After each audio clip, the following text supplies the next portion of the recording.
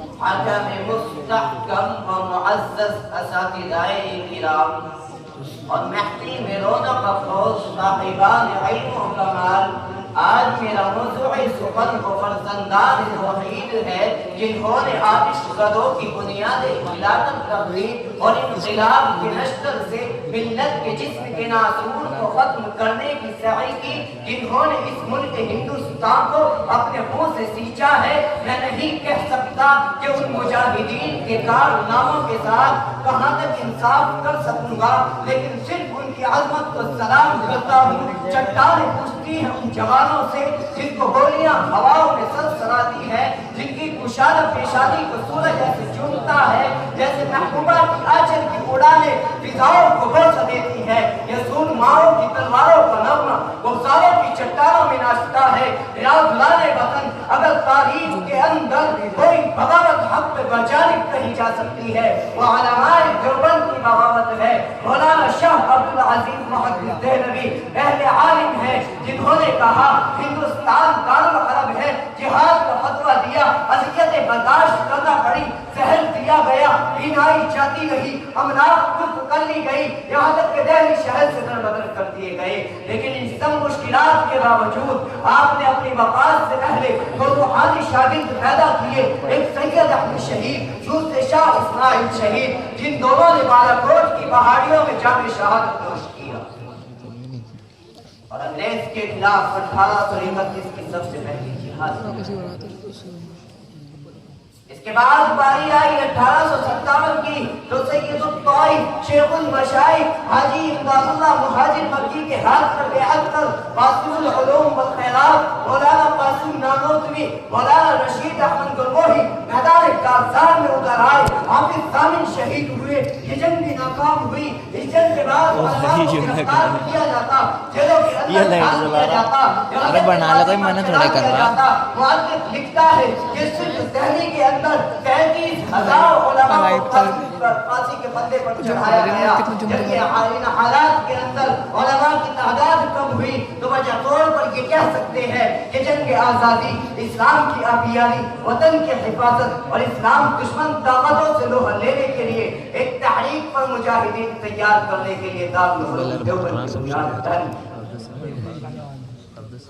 فضلاء نے تحریک آزادی کی قیادت کی، خصوصاً مولانا محمود الحسن دیوبندی جو شیخ الہند کے نام سے مشہور ہوئے۔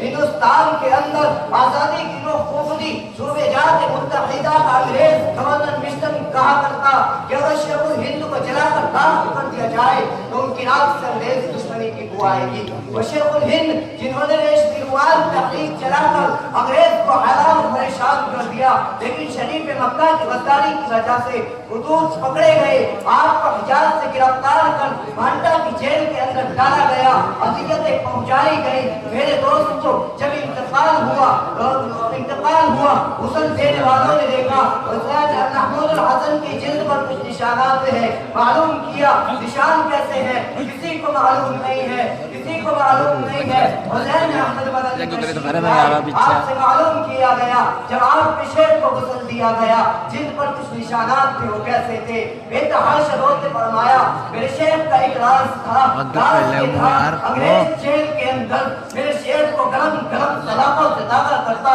اور یوں کہا کرتا محمود الحسن فتویٰ بدل دو، فتویٰ بدل دو۔ عمر مجاہد کہتا ہے میں بلال کا وارث ہوں، میں عمار بن یاسر کا نام لیوا ہوں، بیوی سمیہ کا فرزند ہوں، میری چمڑی ادھڑ سکتی ہے، چربی پگھل سکتی ہے، انگریز تیرے حق میں فتویٰ نہیں دے سکتا۔ جب استاد ایسا ہو شاگرد با کمال ہوگا۔ حسین احمد مدنی کی باری آئی، جھنڈا اٹھایا، علم بغاوت بلند کی، چنانچہ آپ کو گرفتار کیا گیا، کراچی کی عدالت لگی ہے۔ جج کہتا ہے مولانا تم نے کہا ہے انگریز فوج میں بھرتی ہونا حرام ہے، حرام ہے۔ تو مولانا کہتے ہیں کہا کیا ہوتا ہے، دوہرا رہا ہوں انگریز تیری فوج میں بھرتی ہونا حرام ہے، حرام ہے۔ جج کہنے لگا جانتے سزا کیا ہو سکتی ہے؟ مختصر کرتا چلتا ہوں۔ جج نے جب یہ کہا تو کفن کا کپڑا لہراتے فرمایا حسین احمد مدنی جب دیوبند سے چلا کفن کا کپڑا ساتھ لے کر کے چلا۔ وہ حسین احمد مدنی کہ لاکھوں کا مجمع ہے، لوگوں میں افواہ ہے، حسین احمد مدنی نہیں نہیں آئے گا، کیونکہ انگریز گورنر نے، انگریز نے یہ حکم جاری کر رکھا ہے، جہاں دیکھو گولیوں سے خون ڈالو، سینے کو چھلنی کر ڈالو۔ وہ مرد مجاہد آتا ہے اور انگریز کی گولی کو کھل کے اور اس کے بارود کے گل کو مانند کرتے ہوئے کہا کہ یہ پھرتی ہے بلبل چوچ میں گل، وہ شہید ناز کی تربت کہاں ہے، کھلونا سمجھ کر نہ برباد کرنا، ہم بھی کسی کے تنائے ہوئے ہیں۔ وآخر دعوانا الحمدللہ۔